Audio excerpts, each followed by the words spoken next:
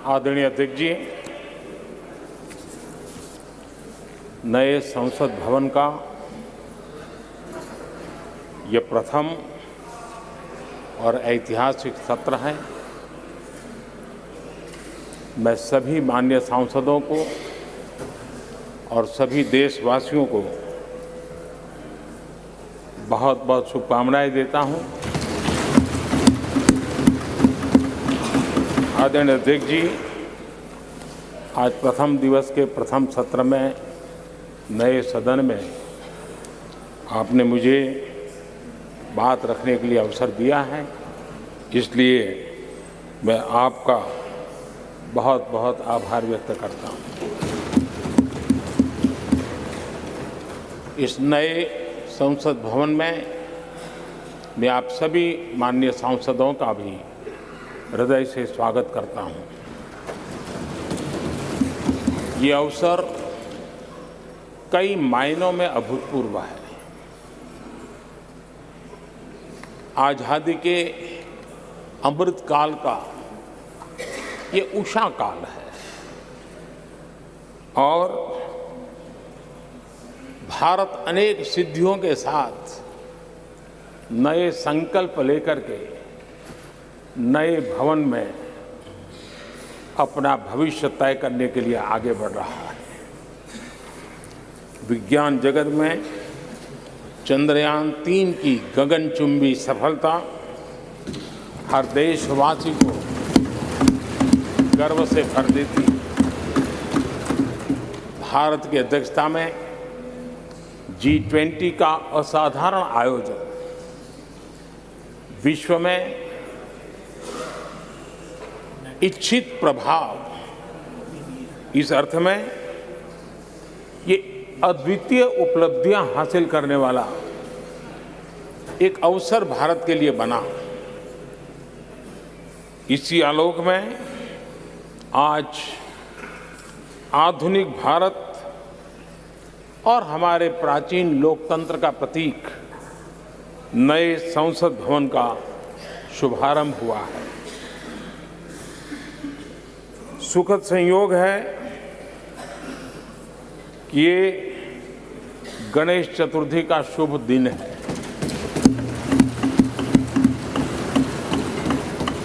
गणेश जी शुभता और सिद्धि के देवता है। गणेश जी विवेक और ज्ञान के भी देवता है। इस पावन दिवस पर हमारा ये शुभारंभ संकल्प से सिद्धि की ओर एक नए विश्वास के साथ यात्रा को आरंभ करने का है। आजादी के अमृत काल में हम जब नए संकल्पों को लेकर के चल रहे हैं, तब अब जब गणेश चतुर्थी का पर्व आज है, तब लोकमान्य तिलक की याद आना बहुत स्वाभाविक है। आजादी के आंदोलन में लोकमान्य तिलक जी ने गणेश उत्सव को एक सार्वजनिक गणेश उत्सव के रूप में प्रस्तावित करके पूरे राष्ट्र में सुराज्य की आहलेख जगाने का माध्यम बनाया था। लोकमान्य तिलक जी ने गणेश पर्व से सुराज्य की संकल्पना को शक्ति दी। उसी प्रकार से आज ये गणेश चतुर्थी का पर्व लोकमान्य तिलक जी ने स्वतंत्र भारत स्वराज्य की बात कही थी। आज हम समृद्ध भारत गणेश चतुर्थी के पावन दिवस पर उसकी प्रेरणा के साथ आगे बढ़ रहे हैं। सभी देशवासियों को इस अवसर पर फिर एक बार मैं बहुत बहुत बधाई देता हूं। आदरणीय अध्यक्ष जी, आज संवत्सरी का भी पर्व है। ये अपने आप में एक अद्भुत परंपरा है। इस दिन को एक प्रकार से क्षमा वाणी का भी पर्व कहते हैं। आज मिच्छामि दुक्कड़म कहने का दिन है। ये पर्व मन से, कर्म से, वचन से अगर जाने अनजाने किसी को भी दुख पहुंचाया है तो उसकी क्षमा याचना का अवसर है। मेरी तरफ से भी पूरी विनम्रता के साथ, पूरे हृदय से आप सभी को, सभी सांसद सदस्यों को और सभी देशवासियों को मिच्छामि दुक्कड़म। आज जब हम एक नई शुरुआत कर रहे हैं तब हमें अतीत की हर कड़वाहट को भुलाकर आगे बढ़ना है। इस स्पिरिट के साथ जब हम यहां से, हमारे आचरण से, हमारी वाणी से, हमारे संकल्पों से जो भी करेंगे, देश के लिए, राष्ट्र के एक एक नागरिक के लिए वो प्रेरणा का कारण बनना चाहिए और हम सबको इस दायित्व को निभाने के लिए भरसक प्रयास भी करना चाहिए। आदरणीय अध्यक्ष जी, ये भवन नया है, यहां सब कुछ नया है, सारी व्यवस्थाएं नई हैं। यहां तक आपके सब साथियों को भी आपने एक नए रंग रूप के साथ प्रस्तुत किया है।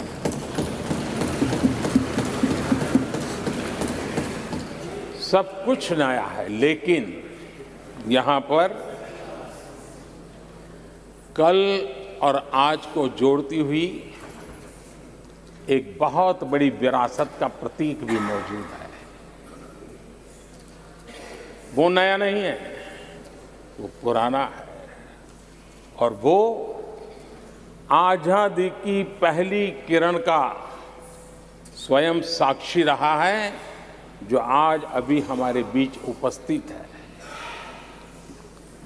वो हमारे समृद्ध इतिहास को जोड़ता है और जब आज हम नए सदन में प्रवेश कर रहे हैं, संसदीय लोकतंत्र का जब ये नया गृह प्रवेश हो रहा है, तो यहां पर आजादी की पहली किरण का साक्षी, जो आने वाली पीढ़ियों को भी प्रेरणा देने वाला है, वैसा पवित्र सेंगोल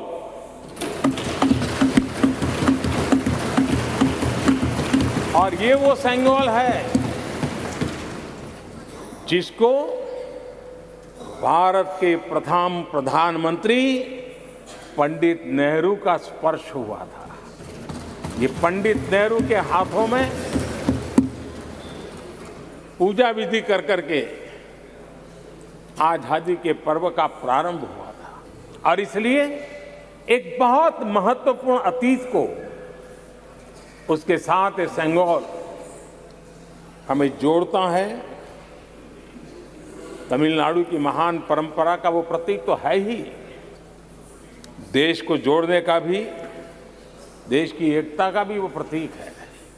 और हम सभी माननीय सांसदों को हमेशा जो पवित्र सेंगोल पंडित नेहरू के हाथ में शोभा देता था, वो आज हम सब की प्रेरणा का कारण बन रहा है। इससे बड़ा गर्व क्या हो सकता है। आदरणीय अध्यक्ष जी, नए संसद भवन की भव्यता आधुनिक भारत के महिमा को भी मंडित करती है। हमारे श्रमिक, हमारे इंजीनियर्स, हमारे कामगारों, उनका पसीना इसमें लगा है और कोरोना काल में भी उन्होंने जिस लगन से इस काम को किया है, क्योंकि मुझे कार्य जब चल रहा था तब उन श्रमिकों के बीच आने का बार बार मौका मिलता था और खास करके मैं उनके स्वास्थ्य को लेकर के उनसे मिलने आता था। लेकिन ऐसे समय भी उन्होंने इस बहुत बड़े सपने को पूरा किया। आज मैं चाहूँगा कि हम सब हमारे उन श्रमिकों का, हमारे उन कामगारों का, हमारे इंजीनियर्स का हृदय से धन्यवाद करें, हृदय से, क्योंकि उनके द्वारा निर्मित भावी पीढ़ियों को प्रेरणा देने वाला है। और 30,000 से ज़्यादा श्रमिक बंधुओं ने परिश्रम किया है, पसीना बहाया है इस भव्य व्यवस्था को खड़ी करने के लिए और कई पीढ़ियों के लिए ये बहुत बड़ा योगदान है। माननीय अध्यक्ष जी, मैं उन श्रमयोगियों का नमन तो करता ही, लेकिन एक नई परंपरा का प्रारंभ हो रहा है, इसका मुझे अत्यंत आनंद है। इस सदन में एक डिजिटल बुक रखी गई है, जिस डिजिटल बुक में उन सभी श्रमिकों के पूरा परिचय इसमें रखा गया है, ताकि आने वाली पीढ़ियों को पता चलेगा कि हिंदुस्तान के किस कोने से कौन श्रमिक ने आकर के इस भव्य इमारत को, यानी उनके पसीने को भी अमरत्व देने का प्रयास इस सदन में हो रहा है। ये एक नई शुरुआत है, शुभ शुरुआत है और हम सब के लिए गर्व की शुरुआत है। मैं इस अवसर पर 140 करोड़ देशवासियों की तरफ से, मैं इस अवसर पर लोकतंत्र की महान परंपरा की तरफ से हमारे इन श्रमिकों का अभिनंदन करता हूं। आदरणीय अध्यक्ष जी, हमारे यहां कहा जाता है यत् भावो तद् भवति, और इसलिए हमारा भाव जैसा होता है वैसे ही कुछ घटित होता है। यद् भावो तद् भवति, और इसलिए हम जैसी भावना करते हैं और हम जैसी भावना करके प्रवेश किया है, मुझे विश्वास है भावना भीतर जो होगी हम भी वैसे ही खुद भी बनते जाएंगे और वो बहुत बड़ी स्वाभाविक है। भवन बदला है, मैं चाहूंगा भाव भी बदलना चाहिए, भावना भी बदलनी चाहिए।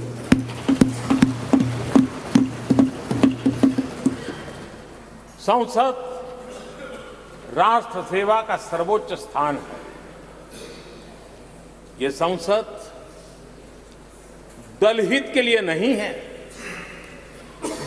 हमारा संविधान निर्माताओं ने इतनी पवित्र संस्था का निर्माण दलहित के लिए नहीं, सिर्फ और सिर्फ देश हित के लिए किया।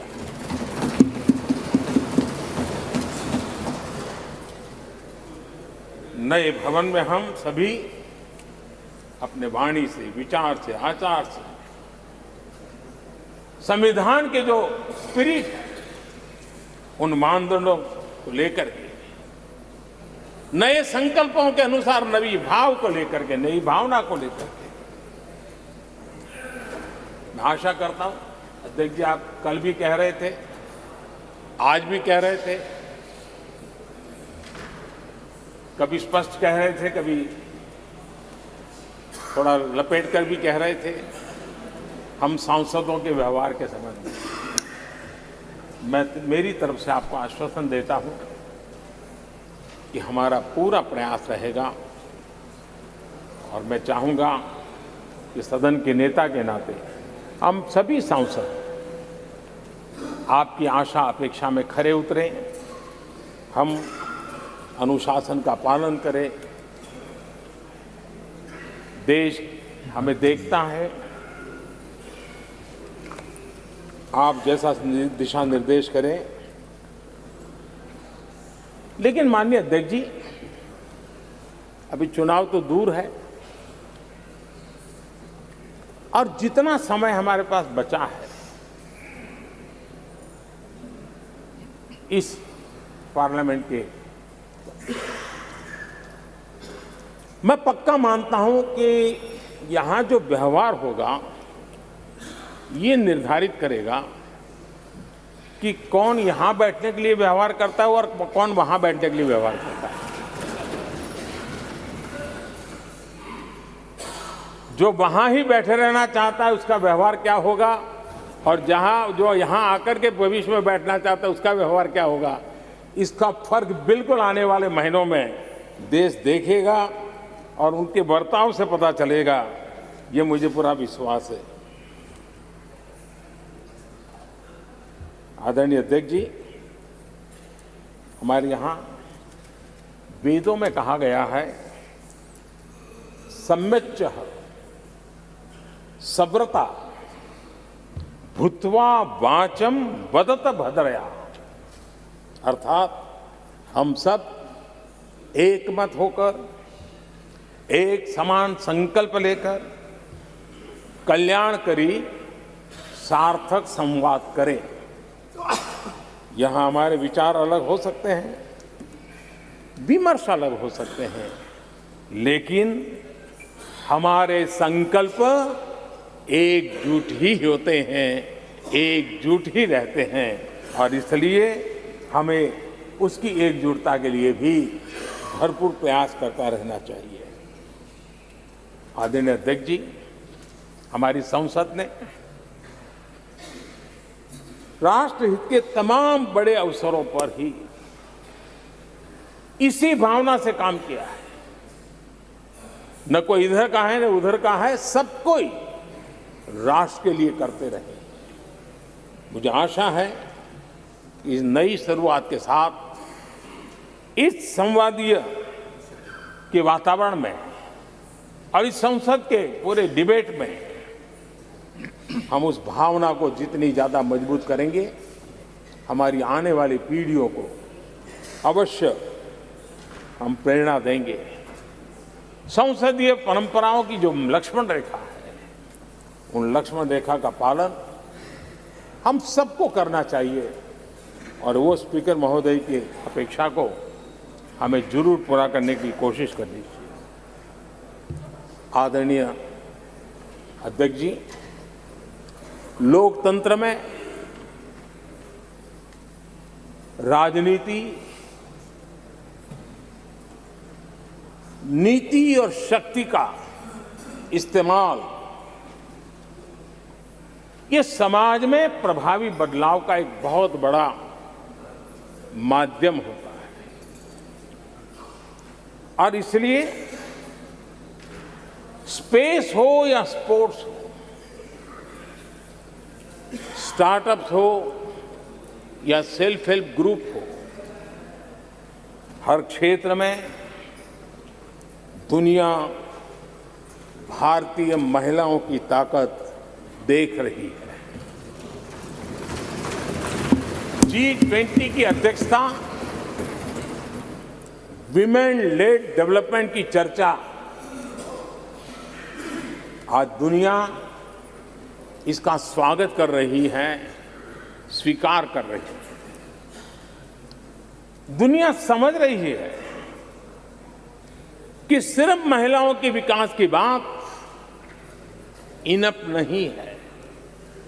हमें मानव जाति की विकास यात्रा में उस नए पड़ावों को अगर प्राप्त करना है, राष्ट्र के विकास यात्रा में हमने नई मंजिलों को पाना है, तो यह आवश्यक है कि विमेन लेड डेवलपमेंट को हम बल दें। और G20 में भारत की इस बात को विश्व ने स्वीकार किया है। महिला सशक्तिकरण की हमारी हर योजना ने महिला नेतृत्व करने की दिशा में बहुत सार्थक कदम उठाए हैं। आर्थिक समावेश को ध्यान में रखते हुए जनधन योजना शुरू की। 50 करोड़ लाभार्थियों में से भी अधिकतम महिला बैंक अकाउंट के धारक बनी है। ये अपने आप में बहुत बड़ा परिवर्तन भी है, नया विश्वास देता है। जब मुद्रा योजना रखी, ये देश गर्व कर सकता है कि उसमें बिना बैंक गारंटी 10 लाख रुपए की लोन देने की योजना, और उसका लाभ पूरे देश में सबसे ज्यादा महिलाओं ने उठाया। महिला एंटरप्रेन्योर का एक पूरा वातावरण देश में नजर आया। पीएम आवास योजना, पक्के घर, ये भी उसकी रजिस्ट्री ज्यादातर महिलाओं के नाम हुई, महिलाओं का मालिकाना हक बना।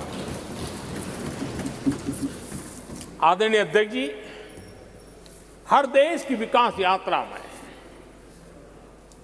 ऐसे माइलस्टोन आते हैं जब वो गर्व से कहता है कि आज के दिन हम सब ने नया इतिहास रचा है। ऐसे कुल पल जीवन में प्राप्त होते हैं।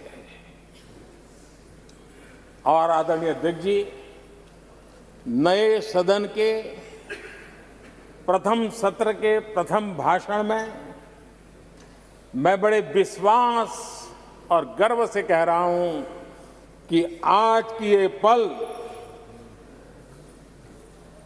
आज का ये दिवस, संवत्सरी हो, गणेश चतुर्थी हो, उससे भी आशीर्वाद प्राप्त करते हुए इतिहास में नाम दर्ज करने वाला समय है।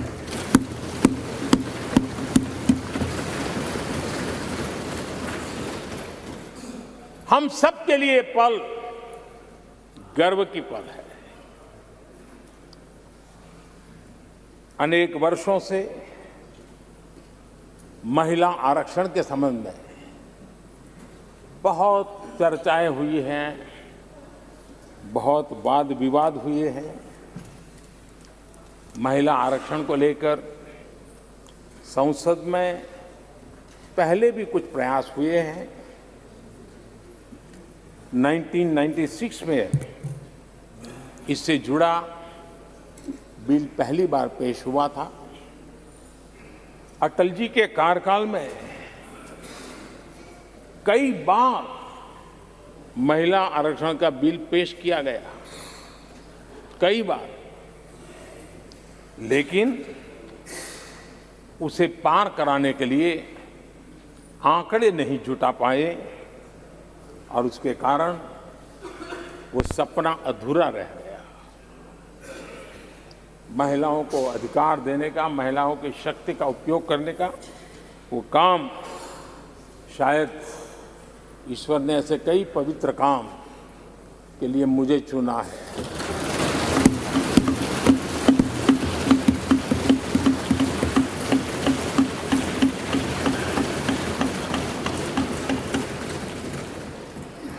एक बार फिर हमारी सरकार ने इस दिशा में कदम बढ़ाया है। कल ही कैबिनेट में महिला आरक्षण वाला जो विधेयक है उसको मंजूरी दी गई है।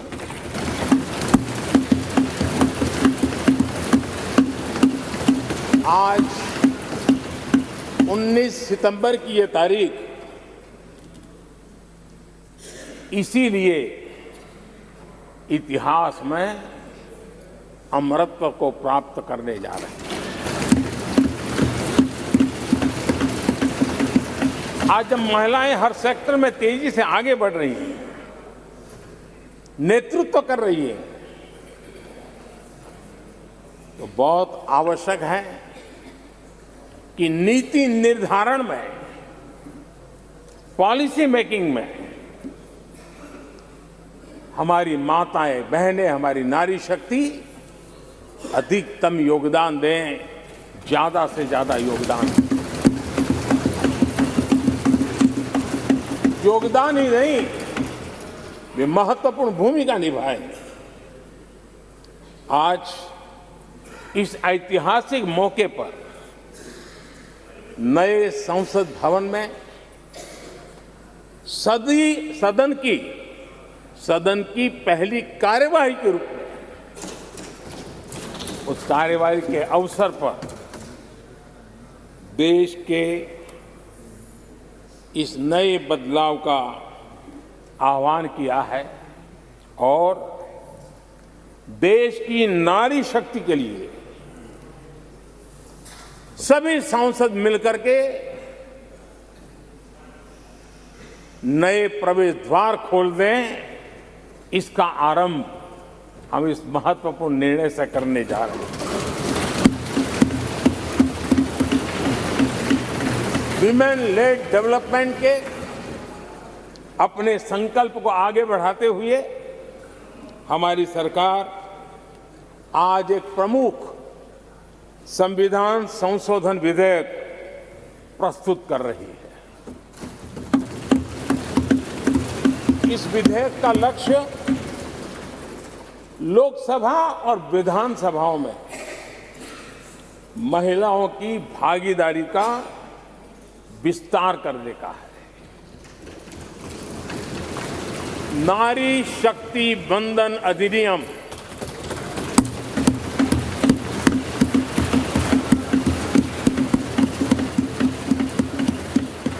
नारी शक्ति वंदन अधिनियम, इसके माध्यम से हमारा लोकतंत्र और मजबूत होगा।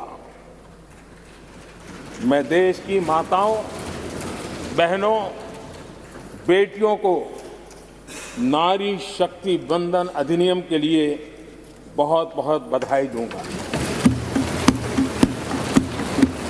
मैं सभी माताओं, बहनों, बेटियों को आश्वस्त करता हूं कि हम इस बिल को कानून बनाने के लिए संकल्पबद्ध है।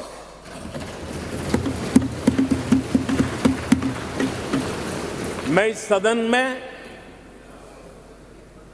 सभी साथियों से आग्रहपूर्वक निवेदन करता हूं, आग्रह भी करता हूं,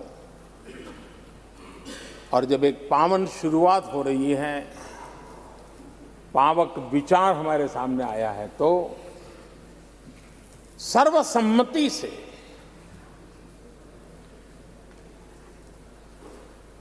जब ये बिल कानून बनेगा तो उसकी ताकत अनेक गुना बढ़ जाएगी।